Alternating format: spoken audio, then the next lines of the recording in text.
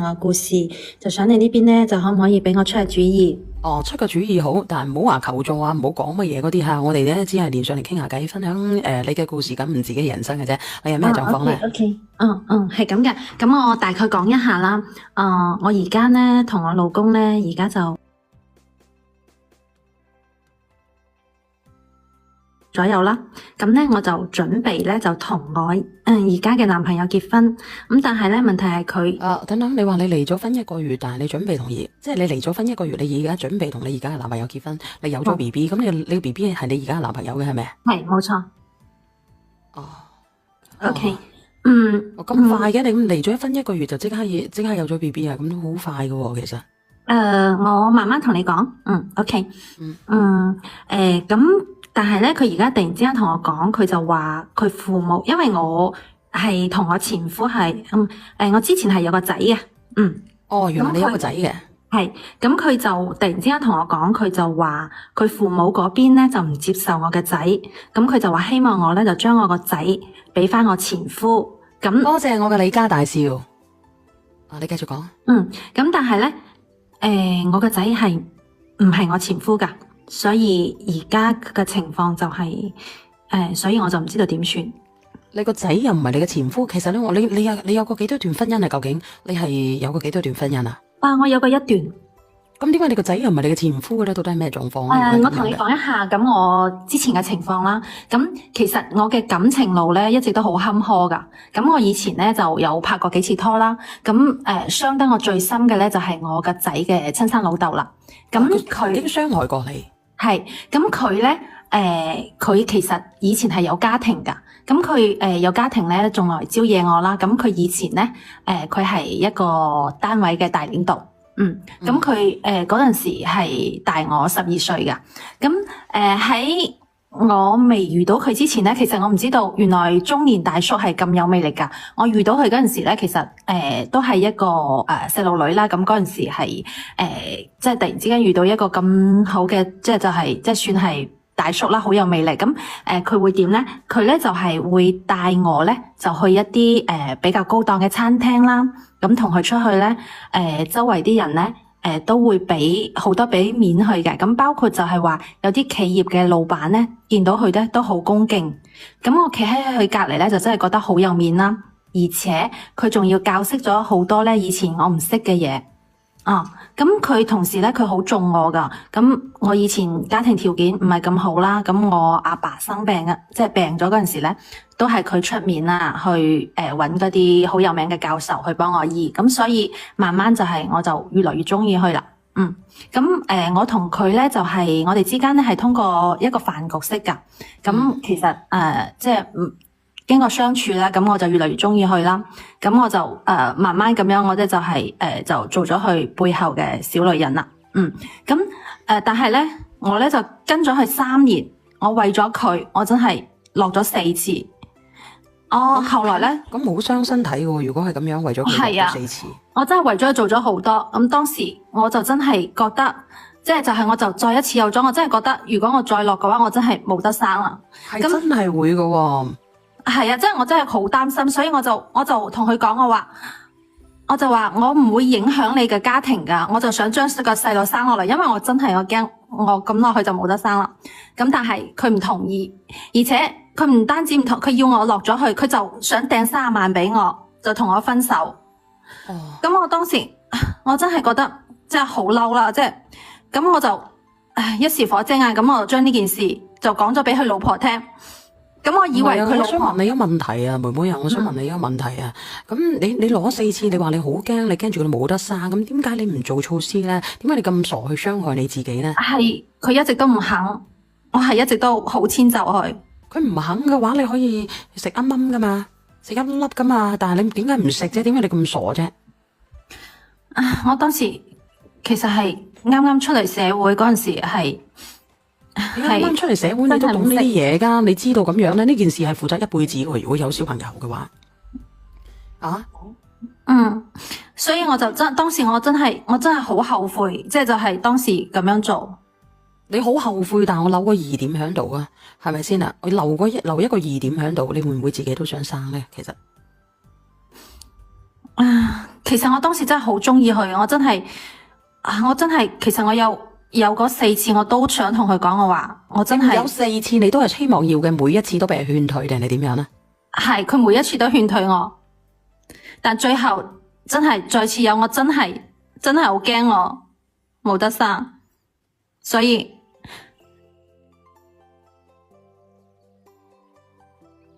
所以我先至留低佢。你唔醒嘅，冇辦法叫醒一個裝睡嘅人曾經嘅你。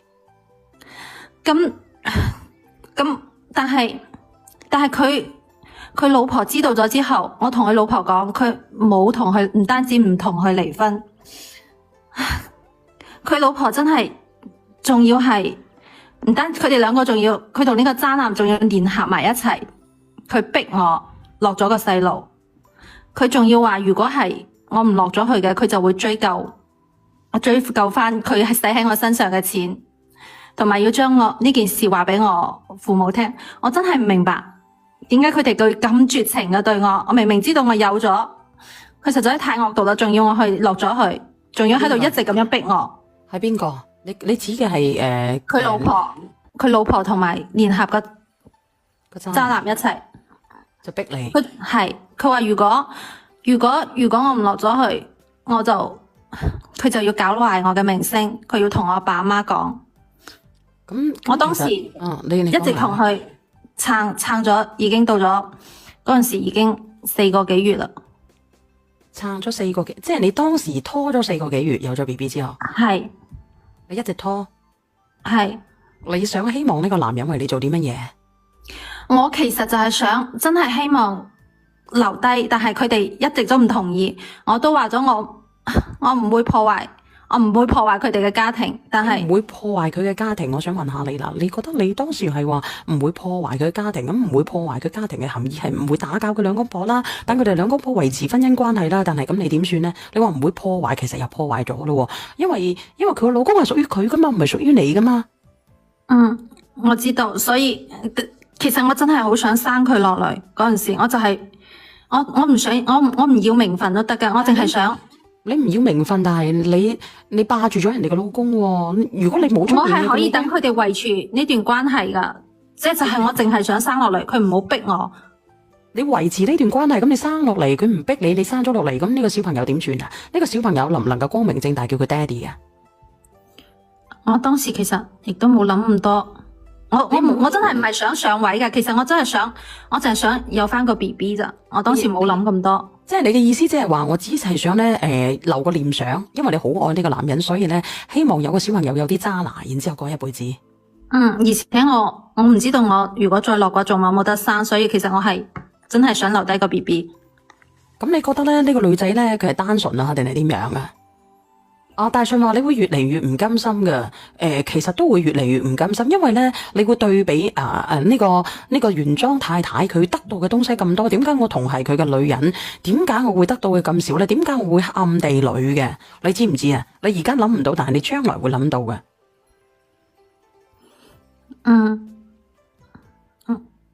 我唔會㗎，我覺得我唔會㗎，我當時淨係想留低個 BB 咋，我係一個知足嘅人。你係一個好知足嘅人，咁我想問下你哋啦，你哋有冇你哋嘅曾經啊？如果你哋有你哋嘅曾經嘅，可以連下上嚟嘅，可以分享下。你話你係一個好知足嘅人，但係人生永遠都係唔足嘅，所以先至會有人生不足蛇吞象呢個詞語嘅啫，係唔係啊？其實我真係一啲都唔介意我個仔嗌佢嗰個老婆做契媽，我唔會㗎，我都唔會。喂真係。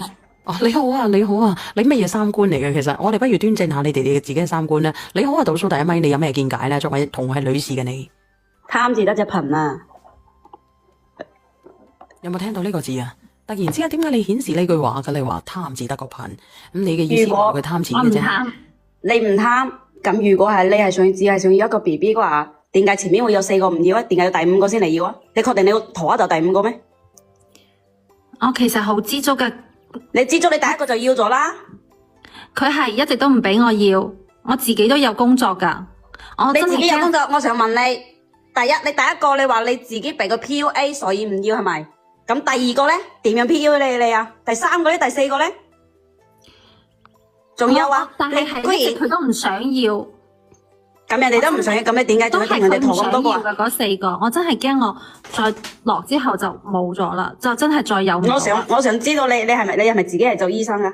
你咁知你咁肯定你可以陀達5個咁多咩？你可咁大方去落咗4個，唔要4個啊？仲有啊！你有咗第5嗰時候，你以咩資格、以咩身份去揾人哋老婆啊？你好光榮咩？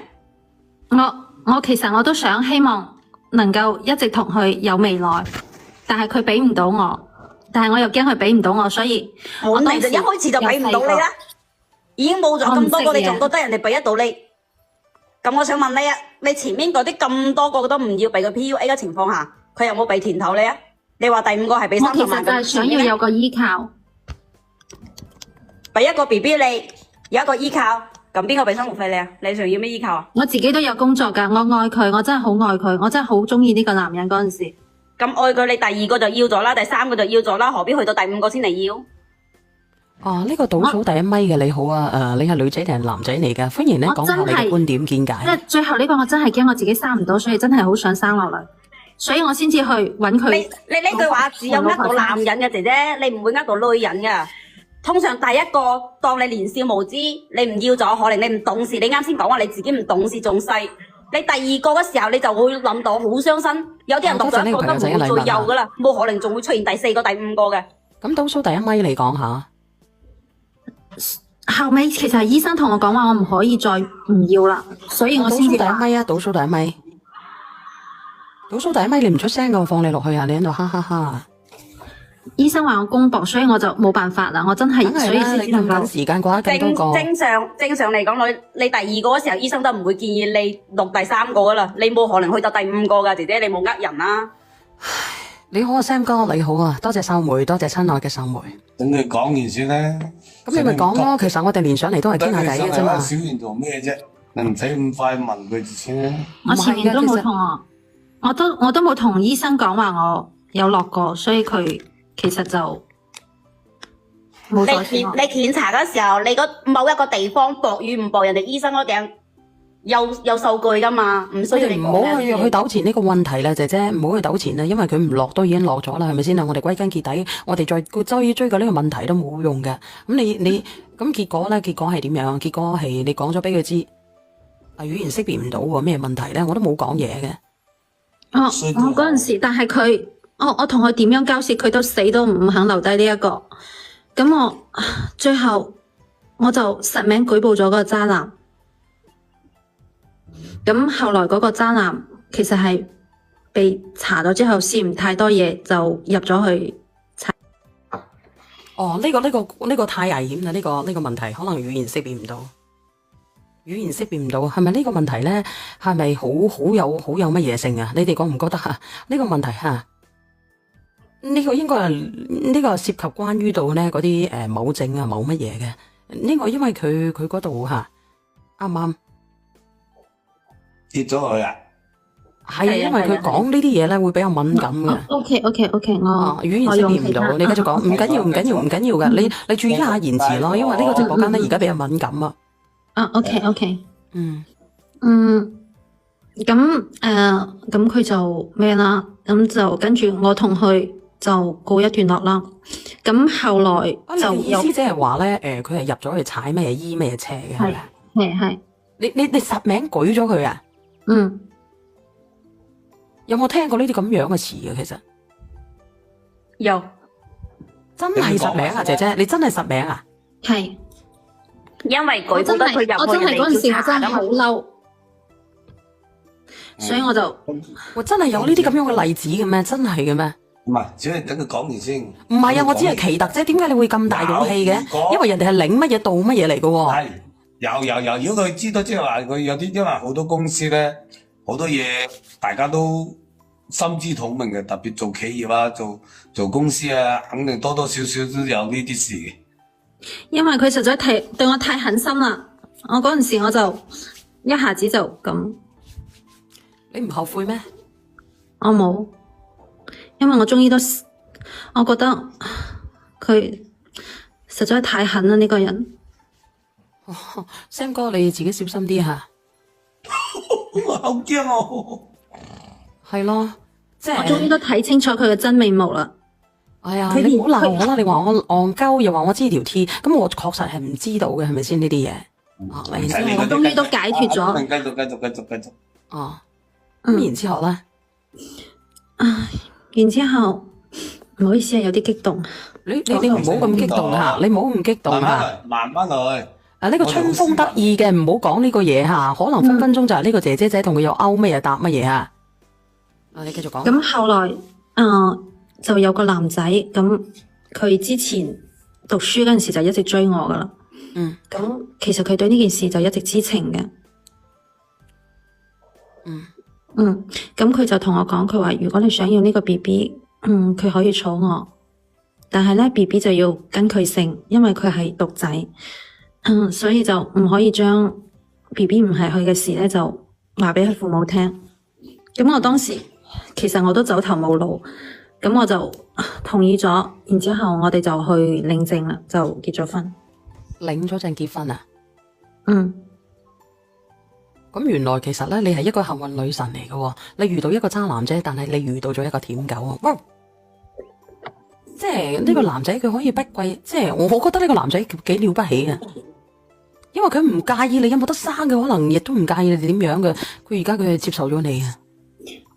其實結咗婚之後，生活都仲可以嘅，因為其實佢都使咗好，即係我肯使心，即係俾心機喺照顧我同埋我 BB 喺我孕期啊、哺乳期嗰陣時，其實佢都照顧咗我好多。咁點解你哋又產生啲咩矛盾咧？導致你哋最後分開嘅？其實肯定係咁㗎，冇可能嘅，肯定繼續啊！我哋唔需要咁快。聽聽歌啊！好，你講。變咗你都唔中意啊，小賢。係啊，變咗好啊！如果唔變咗，我仲死得快啊！但係我真係發覺，其實有啲嘢係唔可以勉強噶。我以為即係感情可以慢慢培養，我都好努力咁去接受佢。但係其實我發現咧，我同佢真係唔係一個同一個世界嘅人。點解嘅？大家都係同學，大家都係第一次做人，點解你會發現咧？你哋兩個唔係同一個世界嘅咧？首先就係話，佢喺外形上我哋都唔搭，即係佢得1.65米，我1.68米，我哋行出去，我硬係就覺得，啲人都好奇怪嘅眼光嚟望我哋。仲有就係佢收入唔高噶，佢一個月1萬都唔到。你驗嚟驗去就冇你之前個老細咁有買。佢係一隻矮腳狗。矮腳狗咧，只有狼種係嘅啫嚇，狼種都1.6米幾啦。繼續。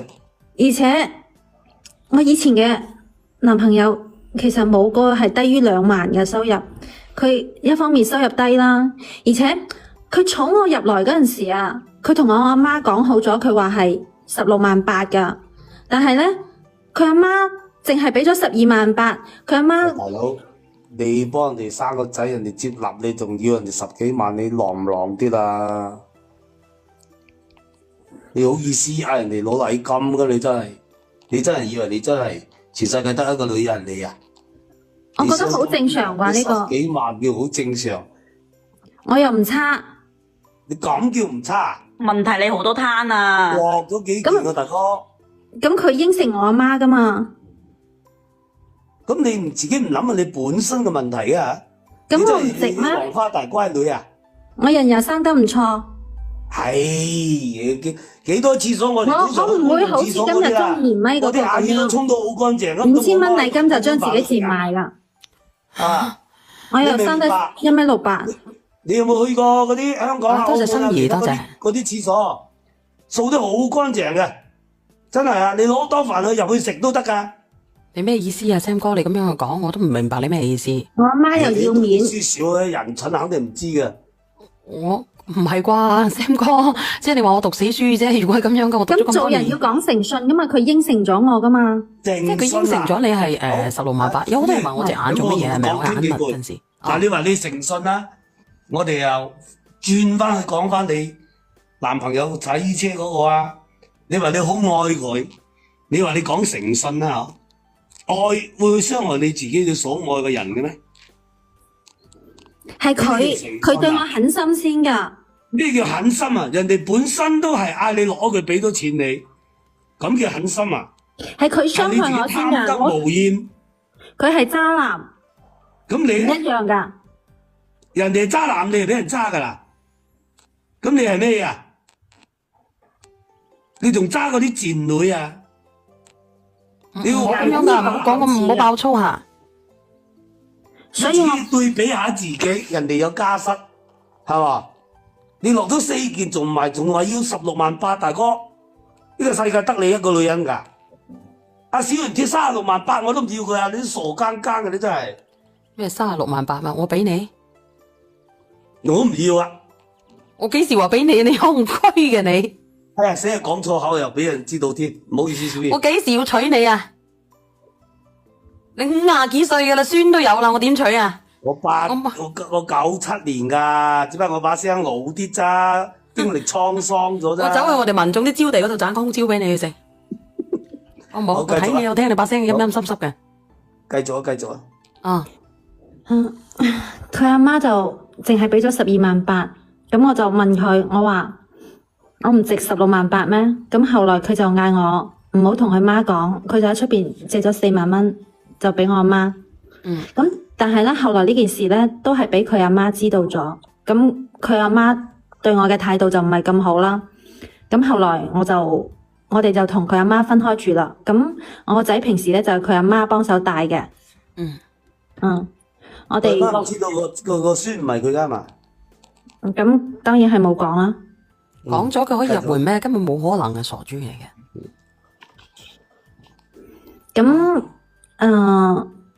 咁我個仔平時都係佢阿媽幫手帶，咁我落咗班之後就將個仔就接翻嚟自己住嗰度啦。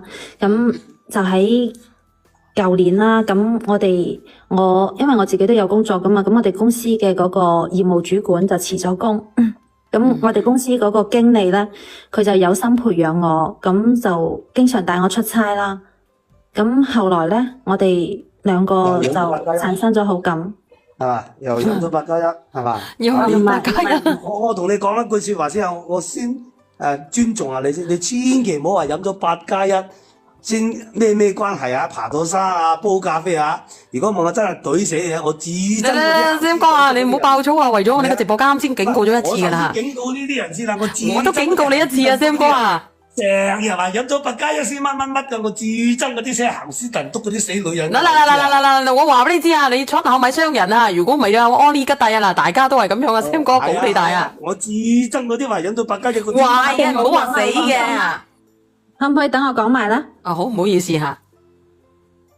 咁我講下呢個經理嘅情況，咁就係咁咧就係話佢係離異單身嘅，咁佢阿爸咧係個醫生，咁佢阿媽咧就做生意嘅，咁佢哋條件喎。咁佢離婚嘅原因咧就係因為佢之前嘅老婆冇得生。哦。咁就所以就嚟咗啦。咁後來咧，我哋就即係就經常一齊啊嘛，因為經常出差啊，就經常加班啊。咁喺有一次我哋去雲南出差啦，咁我哋就發生咗咩啦？咁明白。咁跟住我哋呢段關係就維持到而家，咁就係我而家嘅男朋友。哦，即係舊年到而家一直就維持住咧關係。係。哦，咁其實你係中意呢個男仔嘅。係。我係中意佢。係中意呢個男仔嘅。咁你老公咧？佢係今年8月份就發現咗，咁佢嘅意思就係話，咁佢發現咗之後啦，咁佢就希望就係我就辭工，咁就返屋企。湊細路咁繼續同佢過，咁佢嘅意思係咁。我插你一句，問你一句，個經理有冇1.65米啊？佢1.8米。1.8米，冇嘢，繼續。咁跟住就話佢係大學本科啦，係985，其實佢各方面都可以。咁跟住咧就嗰個經理即係就我而家男朋友，佢就話如果我願意離婚，佢就願意娶我。嚟，快啲嚟！哎呀，Sam 哥你咁樣去勸人哋分妻㗎，嚟係咪先啊？嚟寧教人分妻啊，莫教人打仔係咪啊？寧教人打仔，莫教人分妻，係咪先啊？寧拆一座表啊，不破一樁婚啊，Sam 哥。冇，理翻佢，賠翻啲錢俾你。你個三觀有冇問題啊，Sam 哥？係絕對有問題。人哋一頭好好地嘅家庭係咪？嚟啦，哎呀，嗱你有啲人你可唔可以滅租啊？之前離婚都打過一啦。你咁樣嘅 Sam 哥，你咁樣就真係死㗎咯喎，Sam 哥你咁樣講嘢。佢咁樣對佢老公唔要做咩啫？人哋幫佢養個私生仔都唔係佢幫佢養，佢仲要咁樣對人哋啊？呢啲女人操做咩啫？小遠晚上好啊，小遠。係阿 Sam 哥喺度勸人分妻啊！你快啲勸下 Sam 哥啦。阿 Sam 哥話叫你俾38萬俾佢，佢帶你走喎。唔要，仲要俾錢佢啊！三觀唔同啊，同我小姐三觀唔啱。嗱，佢話同我三觀唔一樣，咁點啊？有咩辦法啫？嗱，個個都打一啦，支持離婚。嗱，你死唔死啊？嗱，你哋咪俾阿 Sam 哥煽動咗喎。支持咧，但係唔可以喺小遠直播間講。我講嘅我負責任嗰時。所有呢啲咧係代表阿 Sam 哥嘅個人觀點，咁死火咯！今次我都無話可講啦，因為直播間嘅人咧個個都打一，你叫我能夠講乜嘢咧？唔怪得阿 Sam 哥講咗我一句咯。但係咧，我亦都希望你要考慮下你自身咧有個小朋友啦，同埋有個咁愛你嘅老公啦。呢個小朋友咧好唔容易咧，先至喺一個正常嘅家庭環境之中長大，係咪先啊？突然之間你又咁樣，我只係有點難過啫，有點難受啫。啊，等陣先啦，等佢講完先，小遠。唉，